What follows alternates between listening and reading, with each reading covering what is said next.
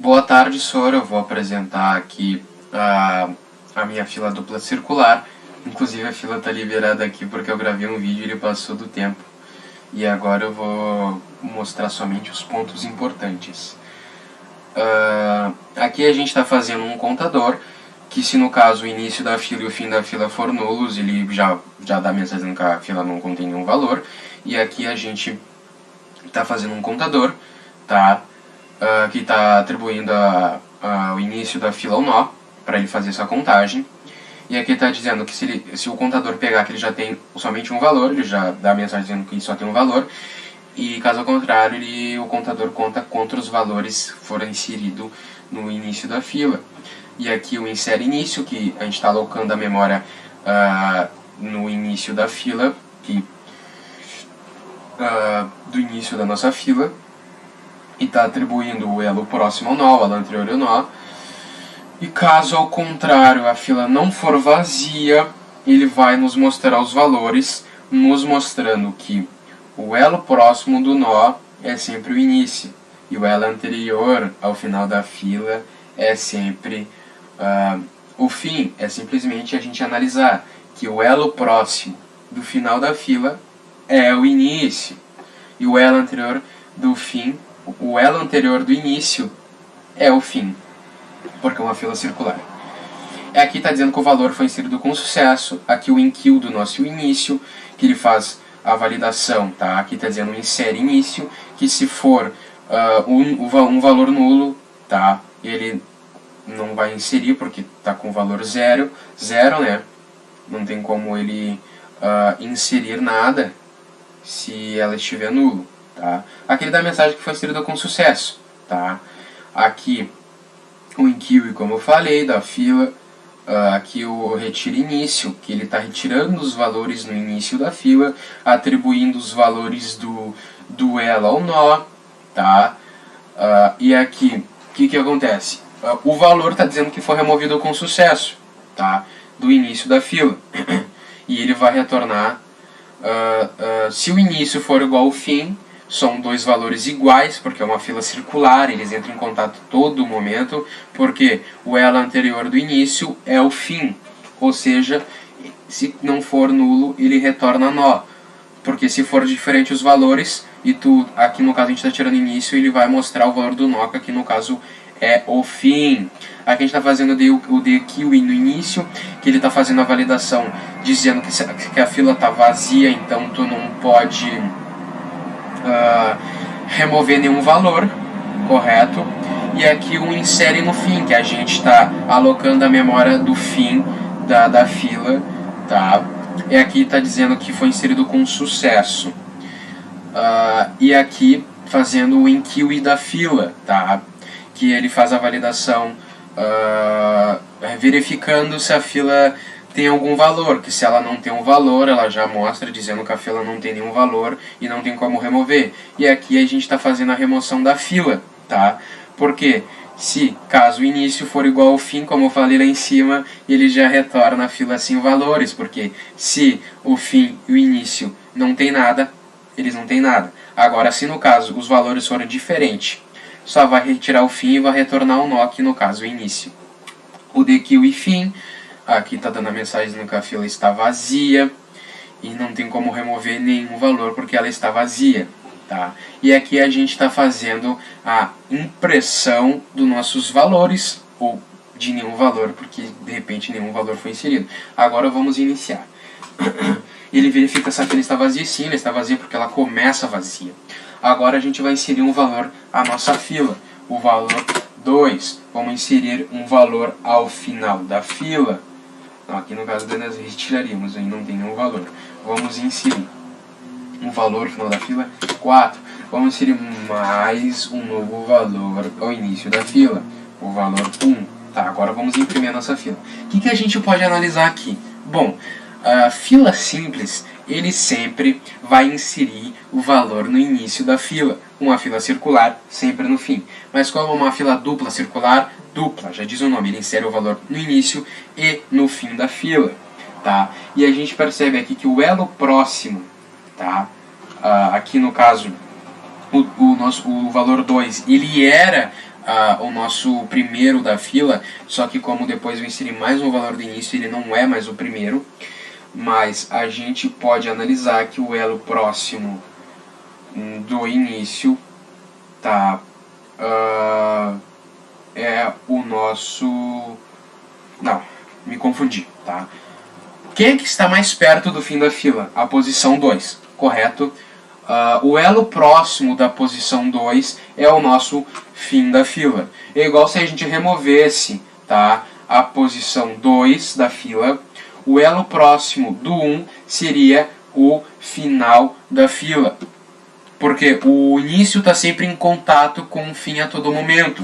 Tá? O elo anterior do início é o endereço de memória do fim. E o elo próximo do fim é o nosso início. Tá? E aqui a gente vai retirar um valor no início da fila. O valor 1 foi removido. E a gente vai retirar um valor no final da fila. E a gente vai imprimir novamente. O que aconteceu lá? Que o valor do nosso início e o valor do nosso fim é o mesmo. Tá? Por isso que se a gente fosse remover essa memória, ele já mostraria a mensagem dizendo que a fila está vazia. Por quê? Ele faz a verificação que o início e o fim da fila têm o mesmo valor, ele já dá como nulo, já dá como vazio.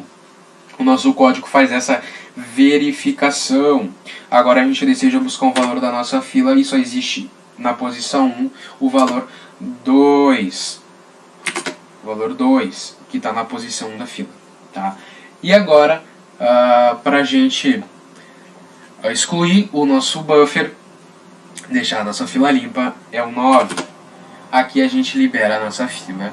E essa é a nossa fila dupla circular. Ele insere no início e no fim da fila.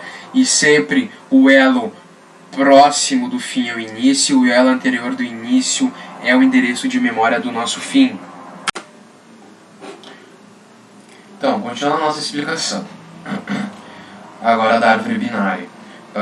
Aqui foi criada a estrutura nó, declaradas as variáveis. Tá? E aqui a mesma coisa que a gente fez na fila. A gente está chamando a estrutura da árvore, aqui no caso, criar a árvore e está alocando a memória da nossa árvore. Se caso a memória for insuficiente, a árvore é nula, não tem como armazenar nenhum valor. Se caso tiver memória, ela vai ser criada com sucesso, ou caso contrário, ela não foi criada com sucesso. Tá? Aqui está dizendo que se a raiz da árvore foi nula, a árvore não vai ser criada, a árvore está vazia ou não está vazia, depende das informações que está dentro dela. Bom, aqui a gente está falando do nó da nossa árvore, tá? Tá alocando os valores do elo de derivação dentro do nosso nó. Aqui está dizendo que se o elo esquerdo do nosso nó for nulo, tá? Se caso contrário, ele vai retornar o valor do nosso elo esquerdo. Porque se ele não tiver, ele vai retornar nulo. Se ele tiver, ele retorna o valor. Aqui também é a mesma coisa da chave. E daí o valor já existe, não pode colocar novamente, liberando a memória. Tá? Aqui é a mesma coisa que aconteceu do lado direito. Ele está alocando a memória, ele verifica se é nulo, né? Se é nulo, ele avisa, e se não é nulo, ele retorna o valor que seja. Aqui é a mesma coisa na chave, e aqui a mensagem, e aqui para inserir novos valores. Aqui a gente está inserindo o valor, alocando a memória da árvore e inserindo novos valores, né? Tanto na chave quanto na raiz. Tá? Aqui a gente tem, chamando a nossa função imprime, tá? Com recursividade, imprimindo os valores tanto na raiz, tanto do lado esquerdo, tanto do lado direito. E aqui a gente tem o mais mais. O que acontece? O nó do lado esquerdo, o elo esquerdo do nó, tá? Se ele for nível 1, ele, como a gente está incrementando, ele vai por 2, aqui no caso se for 2 vai por 3, e aqui com recursividade a gente de novo está imprimindo a nossa árvore, aqui a gente está fazendo a nossa busca da nossa árvore, e agora a gente vai compilar para ver isso na prática. Como os valores já foram pré-definidos, aqui está os valores da nossa árvore, verificar se a árvore não está vazia. Obviamente ela vai dar mensagem dizendo que a árvore não está vazia, porque ela está com os dados inseridos. Agora, a gente vai inserir um novo dado não. A gente vai imprimir a árvore, tá? Aqui está a nossa árvore, a gente tem a raiz da árvore, o nodo. O nodo, digamos, como o 30 é maior que o 20, ele vai na frente e assim vem criando o nodo. A folha é quando a gente não tem mais nenhum nodo, ele é a última parte, digamos, do galho da nossa árvore. Tá? E aqui, como esse nodo é maior que esse, ele fica na frente e assim vem descendo o nodo até chegar na folha e acabar a nossa árvore. Agora, se a gente deseja inserir um novo valor na nossa árvore, tá? A gente tinha um valor para ser 44, a gente inseriu 44 e agora a gente vai imprimir novamente a nossa árvore. Ó, ela é uma folha 44, ok? Por que ela está na frente da folha 10? Porque, logicamente, no caso, ela está na frente, no caso, ela deveria vir em cima. Por quê? A gente inseriu um novo dado, por isso que ele está vindo para baixo, né? Mas se os dados forem inseridos, colocados já no início, o 44 deveria vir na frente do 10, por conta que a folha 44 ela é maior que o 10, mas como ela foi inserida depois, ela está aqui. Agora, se a gente deseja retirar um dado da árvore, desejamos tirar o dado da árvore, eu quero tirar o valor 44, que foi o que eu inseri agora, vamos é o 4. Vamos já fazer a busca, já que eu digitei errado. Vamos pegar a nossa raiz é 50, tá? O valor foi 50 encontrado nesse endereço de memória, tá? Agora, a gente deseja imprimir a nossa árvore. A gente vai ver que o 44 não está mais e a gente vem na ordem. Raiz maior, descendo para o nodo, tá? Por que nodo? Porque o nodo ele quer dizer o quê? Que tem, digamos, galhos e folhas adjacentes do lado dele. Quando chega na folha, ela é a última parte da árvore e não tem mais nada, a não ser um próximo nodo, obviamente, tá? E agora, se a gente realizou todas as funções, retirou os dados, inseriu novos dados na árvore, a gente vai verificar se ela está vazia. Ela não está vazia porque tem os dados. E agora a gente vai sair e liberar o espaço no buffer. No caso, ele não saiu.